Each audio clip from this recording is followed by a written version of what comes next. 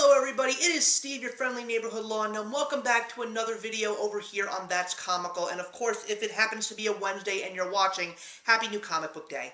Today I thought it would be better late than never than to finally sit down and give you guys my thoughts on the third and final season of the CW show Stargirl. So, I have said with the first two seasons, as someone who has had a love-hate relationship with the Arrowverse, there have been some shows where some seasons were better than others, but overall I just stopped watching them altogether.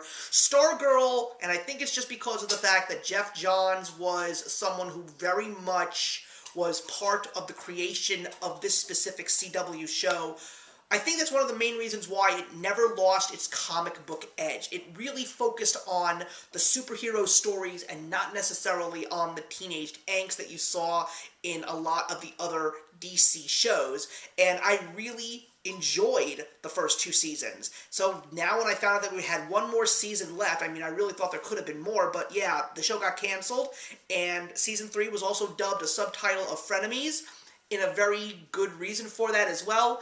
But I have to admit, it was definitely not the strongest season. It just made me feel like all the characters, especially the rest of the members of the Justice Society, really faded into the background. This really was a story that focused more on Stargirl and her relationship with her family, her relationship with Icicle's son Cameron, and also there were all other characters that, you know, you knew and you grew to love, even some of the bad guys. There were some pretty interesting moments in the show, don't get me wrong, but I felt that there was so much more that could have been done. Maybe it's just because of the fact that they weren't able to get the time. Maybe it's because of the fact that they just had to wrap everything up because they knew that they were going to get canceled, and that's why I feel that we got a show that was just simply mediocre. Some of the high points, though, it was really great to finally see characters like Obsidian show up, even though that was not the name he was given at the time. It was also really great to see the villain of the Ultra Humanites show up. That was pretty cool. And the ending of the final episode was pretty good. I really, really appreciated how they ended the show. They ended it on the best way possible, but of course there was a very big surprise that happened at the end. Now, I do know that Courtney, aka Stargirl, is going to be showing up one more time in a different CWDC show, but for now, the third season of Stargirl is what it is.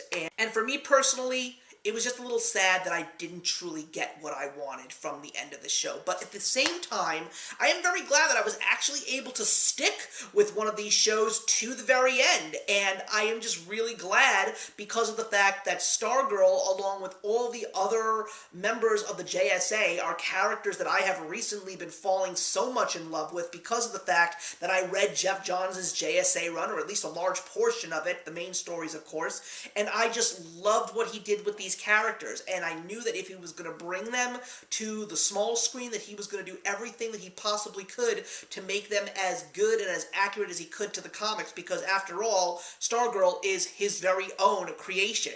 And I also really appreciate that his current Justice Society of America run over at DC Comics is incorporating some of the versions of the JSA that we actually saw in this show. But that's it, everybody. Those are my thoughts on Stargirl Season 3.